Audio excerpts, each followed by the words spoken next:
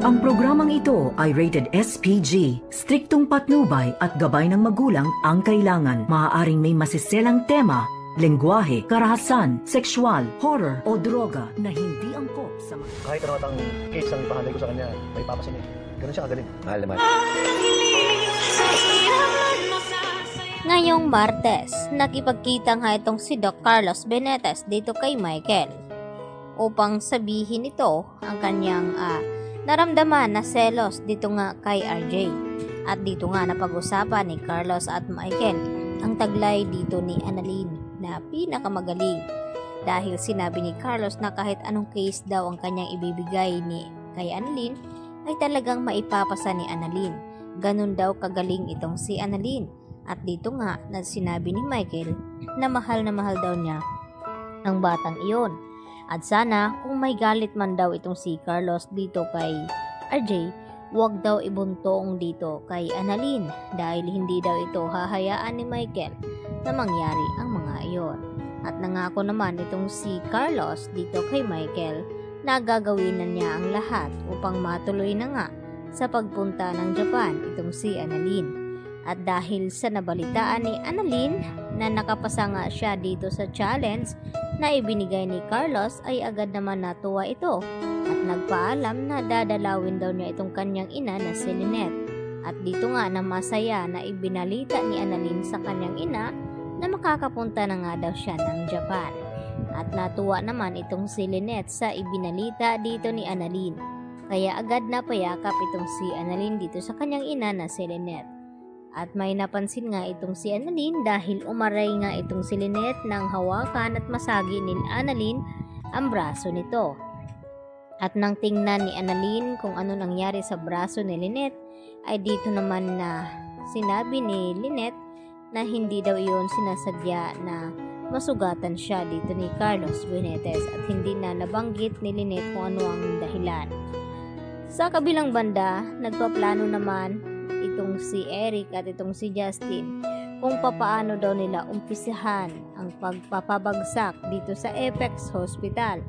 At dito nga na sinabi ni Justin sa kanyang ama na alam daw niya kung papaano na babagsakin itong si Giselle na nararapat lamang daw sa kanya dahil sa ginawang pang-iwan ni Giselle sa kanyang anak at napunta dito sa mga masasamang umampon dito kay Justin. At yun nga ang dahilan na kung bakit mapahanggang ngayon ay natroma nga ng husto itong si Justin sa mga kamay ng mga umaampon nga dito sa kanya.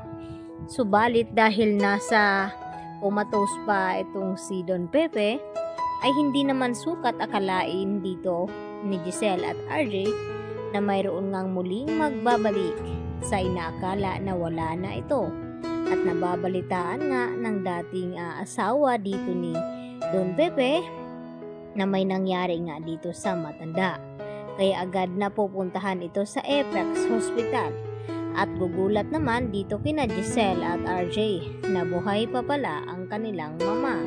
At nagtataka ito na kung bakit anong nangyari dito kay Joselito na kung bakit nakumatos ito. At dito naman na ipinaliwanag ni Giselle at RJ kung ano talaga ang tunay na dahilan na nasangkot nga ito sa kidnapping itong si Don Pepe. At hindi lang iyon dahil natagpuan nga ito sa bangin kaya nagkaroon ng injured ang brain nito at humantong sa pagiging comatose.